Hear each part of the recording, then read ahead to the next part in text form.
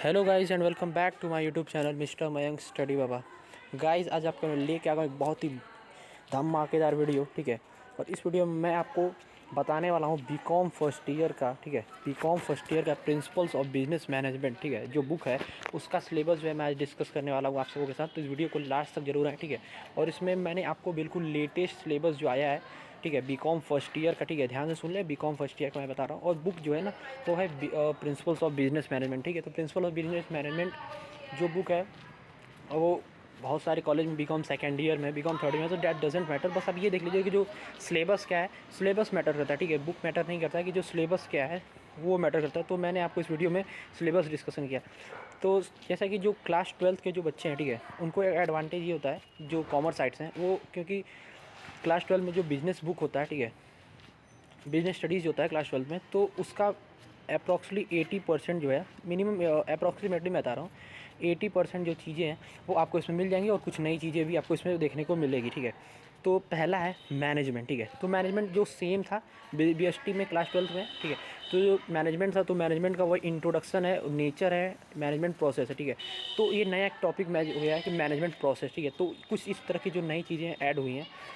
Second chapter आपको थोड़ा नया है, ठीक है, evolution of management through thoughts various theories and approaches, contribution of Peter Drucker to value creation and जिसमें, और इसमें जो है इवोल्यूशन ऑफ मैनेजमेंट थॉट, जो बहुत सारे जो जो साइंटिस्ट थे, ठीक है, जिन्होंने टेक्निक्स अपने दिए थे, जैसे कि हमने क्लास 12 में देखा था कि FW टेलर थे और सारे बहुत साइंटिस्ट थे, ठीक है। तो उन लोगों ने जो अपने थॉट्स दिए हैं मैनेजमेंट के बारे में कि मैनेजमेंट कैसा होना चाहिए, तो वो सब इस सेकेंड चैप्टर में हम लोग को देखने को मिलेगा, ठीक है।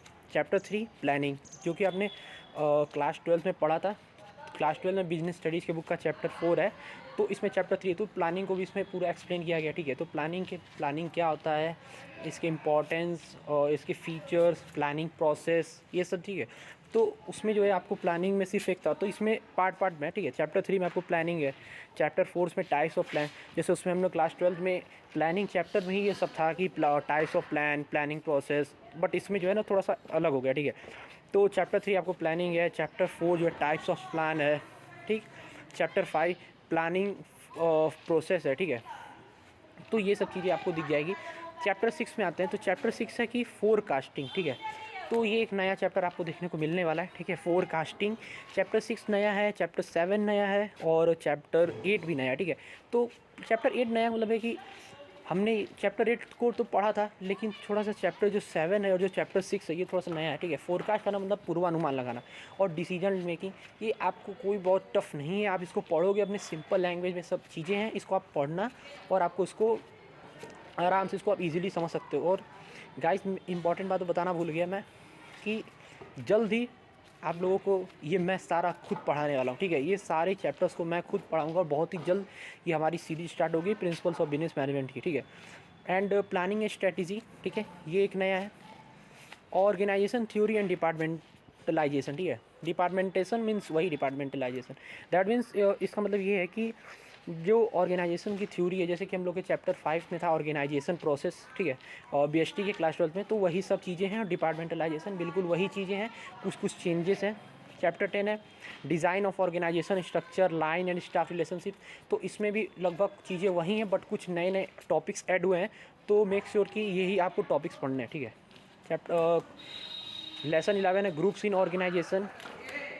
फिर lesson 12 means chapter 12 authority responsibility and delegation, जो कि क्लास 12 के BST में चैप्टर 5 में ही आपको सारे देखने को मिले थे, authority responsibility and delegation, but इसमें सब ब्रॉड है, ठीक है। मेक श्योर कि हल्का नहीं इसको आप समझे, ठीक है, इसमें सब ब्रॉड रहेगा, सब ब्रॉड आपको देखने को मिलेगा। और फिर चैप्टर 13 है centralisation and decentralisation, same topic chapter, ठीक है। Centralisation means authority in few hands and decentralisation mean authority in सबके पास, ठीक है। तो ये सब चीज़ें जो कि आप पहले से पढ़ के आए, तो यही मैं बोल रहा हूँ कि कॉमर्स वाले जो लड़के होंगे थोड़ा सा उनको एडवांटेज होगा, क्योंकि वो क्लास 12 में पढ़े हैं। और कोई बात नहीं है, जो कॉमर्स वाले नॉन कॉमर्स भी है, तो मैं हूँ ना, मैं सबके साथ हूँ, ठीक है। तो फिर चैप्टर 14 है स्टाफिंग, स्टाफिंग भी, ठीक है। स्टाफिंग मतलब कि आप लोगों को पर्सन्स का ध्यान रखना, कितने पर्सन चाहिए, ठीक है, कितने पर्सन चाहिए किसी को जॉब में, ठीक है। फिर है रिक्रूटमेंट एंड सेलेक्शन, कितने भर्ती हैं, कितने लोगों को चाहिए, ये सब चीज़ें हैं, ये सब क्लास 12 की चीज़ें हैं। Training and development, performance appraisal, directing, fundamentals of directing, ये सब चीज़ें क्लास 12 की चली आ रही है। बस कुछ टॉपिक्स में नए हैं, सो मेक श्योर कि आप इसको ध्यान दें, ठीक है। और इसको हल्के में ना लें कि ये हो जाएगा, ऐसा नहीं है कि हो जाएगा। कुछ टॉपिक्स नए नए हैं लेकिन उसमें उसको ब्रॉड कर दिया गया है, ठीक है। तो आपको उसको ध्यान से पढ़ना पड़ेगा।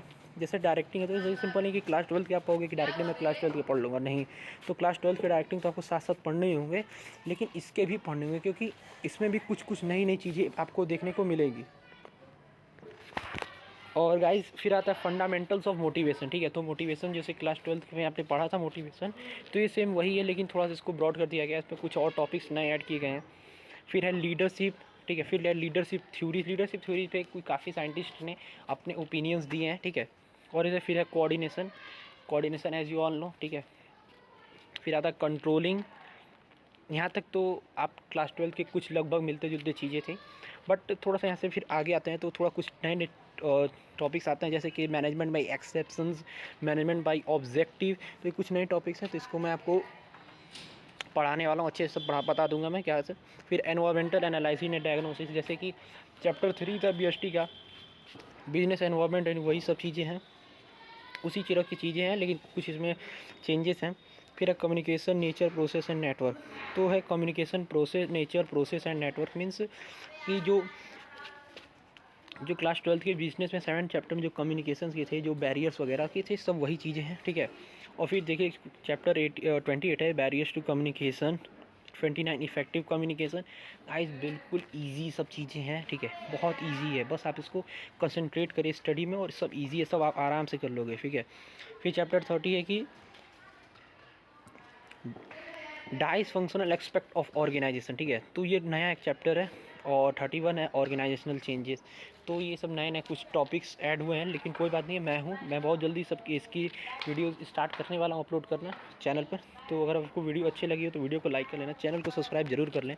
और ये बहुत ही हेल्पफुल अगर वीडियो लगी हो तो अपने फ्रेंड्स के साथ ज़रूर शेयर करें, ठीक है। क्योंकि भाई आपको ये बात पता चलेगी, ज़रूरी नहीं है आपके फ्रेंड्स भी जानते हो, तो उसके साथ शेयर करें और हमारे चैनल के साथ बने रहें। आपसे मिलते हैं अगली वीडियो में, तब तक के लिए देखते रहें मिस्टर मयंक स्टडी बाबा।